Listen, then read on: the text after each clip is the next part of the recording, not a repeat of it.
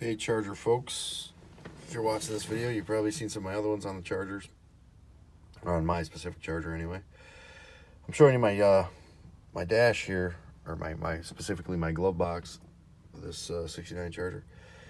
And what I did to it, you have to pardon my wiring mess there. I was up underneath it the other day. I unclipped some stuff and pulled it down to trace out my headlight shit and figure out why I couldn't get the headlight power going because I had hidden the headlight whip under the carpet. So I had to plug in my dimmer switch, and it took me a while to figure that out because I'm not an electric guy for cars. The ignition system, though, I did have a hand in here in designing with some help of my father, helping me wire the stuff. But this is the setup I use. It's an MSD6AL, and that is an air-fuel ratio gauge analog that I can see from. It's not an optimal place for it really, but it's the best place. I don't like drilling holes in my dash, so I kind of mounted it there without damaging too much, and I can still see it from the driver's seat. And I got that little piece of tape just kind of pointing to optimum. So when I get out and do some more testing, it'll be, I can quickly look over and indicate where I am. But I mounted this in here on like a piece of sheet metal that's bolted to the bottom edge of the dash, and so I could get to the limiter chips pretty easily, change them out and stuff like that. My fuse box I moved over kind of and mounted it there. But if you look down inside there, I'll try to get a flashlight shot on it. This is some interesting stuff in there that is kind of a holdover from my days of when I would drag race. That's a RPM switch on top. You can see, I don't know if I can focus, but there's a 5100 chip in there. And the bottom is I forget the name of what that is, but it's a digital box that you can, it's a timing box. You can set the amount of retard and whatever in those dials. I think there's five dials or 4 dials. And that RPM activated switch at 5100 would change my RPM. I'll explain that in a minute. It's all zeroed out now, so that actually doesn't do anything for my current setup, which kind of sucks because it's money just sitting there for no reason. But I'm not going to take the time to undial it and all that.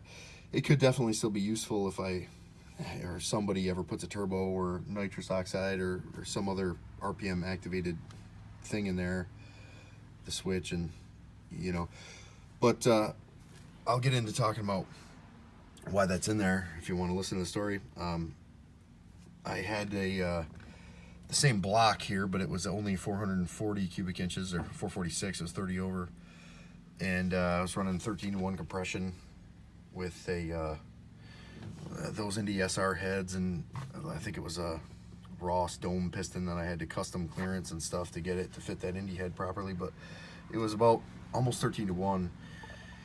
And it had the big single plane Indy with a 2.5-inch riser to a Dominator 1050 Dominator on it.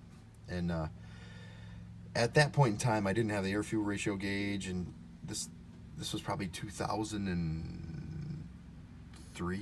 I don't know. There's probably a sticker on the side of my car will tell me. 2007, let's say. Yeah, that's what the last tech sticker says as I look over there. I didn't really know as much about tuning the carbs at the time because I didn't have air fuel ratio gauge access, and it sucks that money limits your knowledge basically. While drag racing and stuff, if you can't afford cool diagnostic parts and all you can afford is the actual race parts, you're kind of out in the ocean on your own basically.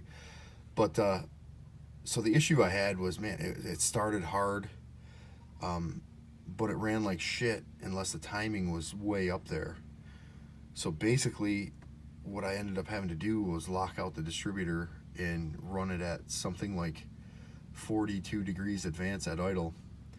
And that sounds a lot, but it's not unheard of with engines similar to that, with kind of high quench heads and maybe probably totally not great carb jetting and all that, or idle fuel metering, because for the life of me I couldn't really do it at the time.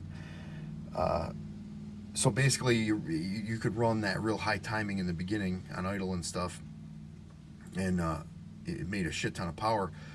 But in order to save the motor, once the load came on it with like the high stall converter, that it was like 3800 stall converter, but it flashed up near 52.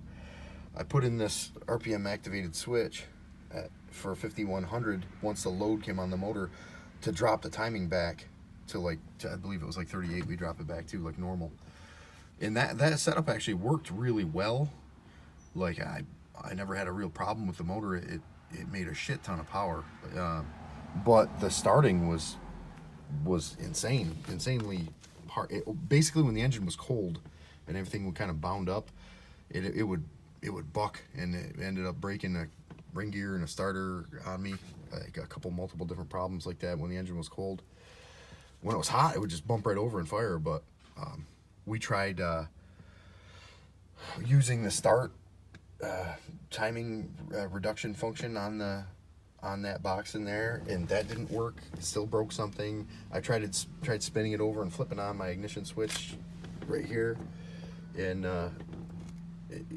it still didn't work good. You know, it just was a hassle. You know, just getting it started was a nightmare, and that was one of the reasons I decided to dump the high compression race engine, as well as this kind of goes to money and time constraints. When I started that high compression 440 race project,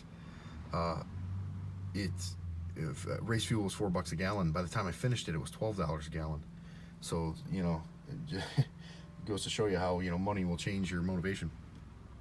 So basically my theory was, I'll just lower the compression in the 440 and stroke it, keep it at 11-to-1 with bigger cubes, and I won't really lose power, make more torque, and I'll be able to run cheaper fuel.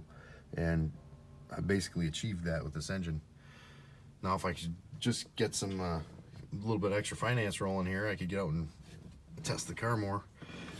But just like my quarter panel painting project I wanted to do, kind of got delayed due to